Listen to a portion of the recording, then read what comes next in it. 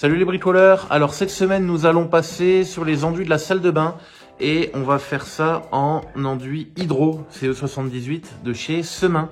Pourquoi de l'hydro? Simplement parce que c'est une salle de bain, donc c'est mieux de le faire en hydro, mais c'est surtout aussi que, je sais pas si tu te souviens, mais j'avais fait tout mon plafond de l'étage d'un coup avec des plaques de plâtre en 4 bords amincis pour pouvoir bien décaler les plaques, pour pouvoir faire des beaux raccords et que le plafond soit bien lisse, nickel, etc.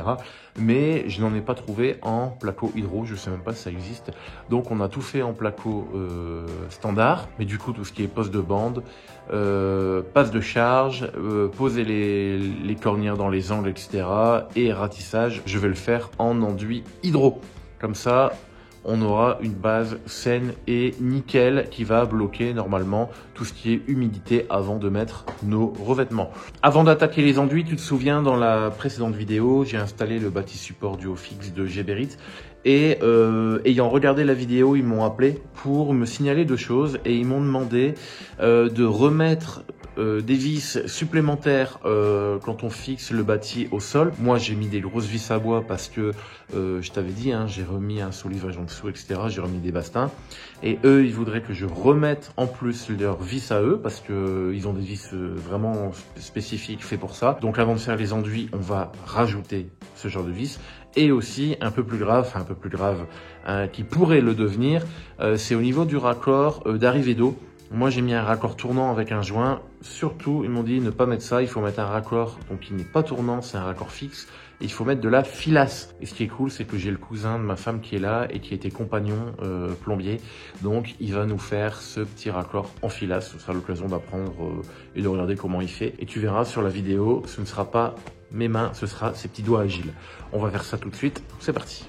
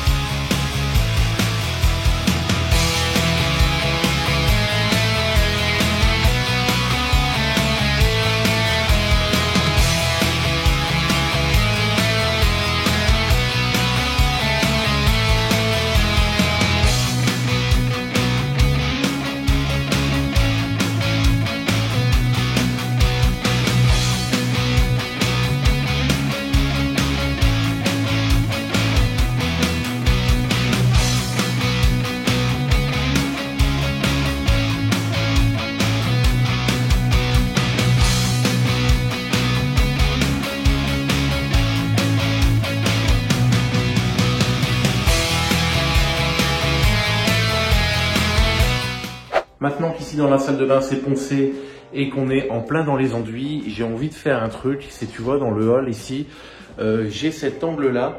L'arête était trop vive et j'aimais pas trop, j'ai envie de l'arrondir. On va faire ça tout de suite. Donc tu vois, c'est cet angle là que j'ai envie d'arrondir un petit peu. Je trouve que ça fera beau. Ce que je vais faire, c'est que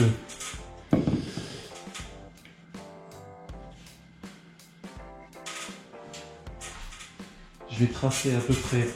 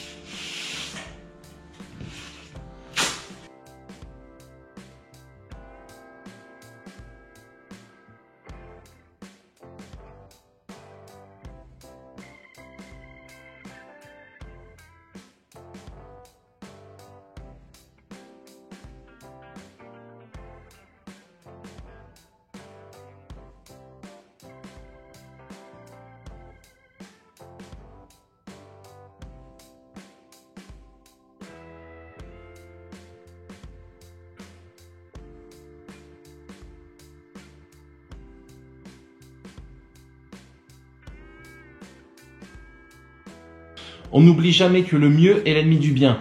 Donc je vais laisser comme ça. On va laisser sécher. Ensuite, petit coup de ponçage, petit coup de lissage et ce sera parfait. Une fois que c'est sec, on va passer une passe de lissage.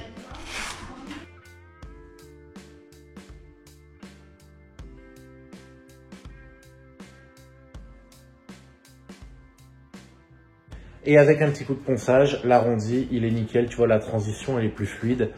Et ben, je préfère. Allez, on repart sur le ratissage du plafond, toujours avec l'enduit hydrofuge, donc le plafond de la salle de bain. Hein. On va faire le ratissage ici, avec de l'enduit hydrofuge en 2 passes. Comme ça, on verra plus du tout les anciennes plaques. C'est parti. A few moments later. Première couche de ratissage au plafond terminée.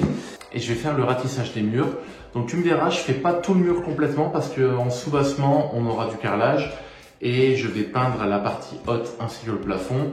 Donc ça sert à rien de ratisser tout le mur s'il va être carrelé. Clairement, on va essayer d'économiser un petit peu. Pour ça, d'habitude, j'utilise le Bagarre, tu sais, le Bagarre G de mémoire, qui va très très bien sur les autres pièces, etc. Je travaille avec lui. Mais là, j'ai Semin qui m'a envoyé ce nouveau produit. C'est le Semin, alors je pense que ça se dit Pelters, je sais pas. Donc c'est de l'enduit de finition, donc c'est comme le Bagarre, c'est un enduit de finition qui est fait pour être pulvérisé soit à la machine airless, soit à la main, tu sais, et tu le fais avec des lisseuses.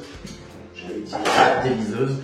Donc nous, ce qu'on va faire, comme d'habitude, rouleau à enduire et la lisseuse. Donc je vais utiliser celle-là, comme les murs ils sont pas très grands. Sinon, tu sais, il y a plusieurs tailles. Pour les plafonds, j'utilise les grandes. Celle-là, ça suffit largement. Et ne pas oublier le petit seau d'eau avec l'éponge pour nettoyer régulièrement ta lisseuse, pour éviter qu'il y ait des petits grumeaux, des petites choses dedans, parce qu'après quand tu vas lisser, ça va faire des traits dans ton enduit. Donc bien la nettoyer à chaque fois. L'idée c'est d'essayer cet enduit, voir s'il est aussi facile à appliquer que le Bagarre, s'il a un pouvoir couvrant aussi important, s'il est facile à lisser, et surtout si en séchant il est bien blanc. On va tester tout ça, c'est parti. Déjà, premier point intéressant, c'est que c'est sur un format rectangulaire, donc c'est beaucoup plus simple pour aller chercher que dans un format arrondi. Et du coup, tu peux aller plus dans le fond, tu peux mieux le prendre. Mais ne te fais pas avoir, parce qu'en fait, tu as l'impression que c'est un très grand format, mais il est rempli qu'à la moitié dedans. Ça te permet d'avoir de la marge, et ça te permet aussi de le diluer un peu si tu as besoin.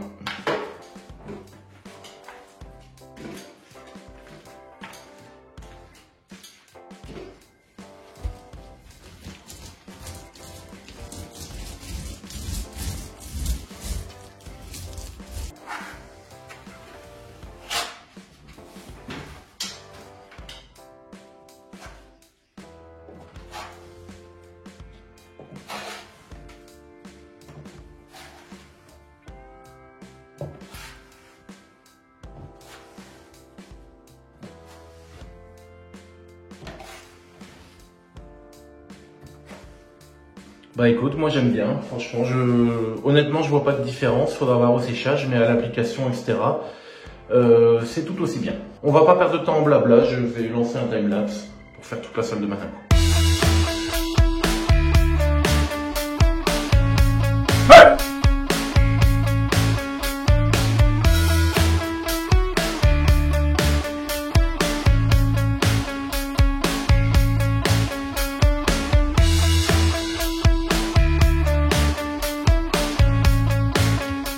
Et hop, c'est tout blanc. On se retrouve le lendemain et l'enduit a séché. Donc bah franchement, nickel, hein, et, tu vois, il a bien blanchi, on dirait même qu'il y a une couche de peinture. J'en ai profité, tu vois, pour faire un ratissage au plafond, ratissage au mur, encore une fois, pas sur toute la hauteur parce que j'aurais du carrelage en sous-bassement. Et ma foi, cet enduit par rapport au bagarre, bah, nickel, facilité d'application, il blanchit bien, il se lisse bien, impeccable. Donc moi il me reste un coup de ponçage à faire. Le ponçage je le fais, je te montre parce qu'on me pose souvent la question. Tu vois j'ai des disques Abranet comme ça. Donc là c'est du 240 pour la couche des bandes à joint. Et là pour la finition comme ça j'ai du 360 ou du 400. Là il n'y avait plus de 400 donc j'ai pris du 360, ça marche très très bien. Là je vais faire un coup de ponçage et on sera bon. Ce qui va me rester ici, c'est, je te parlais de Geberit en début de vidéo, tu vois, qui m'avait rappelé pour me dire qu'il fallait modifier 2-3 trucs. En même temps, là, dans ma vidéo, ils m'ont dit, putain, Quentin, on s'est pas rendu compte, mais en fait, on t'a envoyé le modèle, tu sais, le module ici, là, qui aspire. Ils m'ont envoyé un modèle manuel, donc c'est-à-dire que j'ai dû faire un trou. Tu vois, ici, je t'avais dit que je mettrais un interrupteur ou un détecteur de mouvement.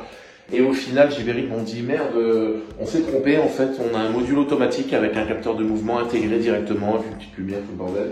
Donc, ils me l'ont envoyé et on le changera quand on posera la cuvette, etc. Donc, tu vois, comme je t'avais dit, Geberit, c'est super simple, en fait, tout est prévu pour, donc on doit démonter celui-là, il n'y a pas de trou à faire, rien du tout. On va simplement remonter le nouveau système automatique. Et moi, je vais simplement ici boucher ce trou, même si j'aurai du carrelage devant, je vais quand même le boucher. Et ce sera les dernières choses à faire en enduit. Ensuite, on s'attaquera au sol. Mais ça, ce sera dans la prochaine vidéo. Donc, merci de m'avoir suivi. Moi, je m'attaque au ponçage. Portez-vous bien. Ciao!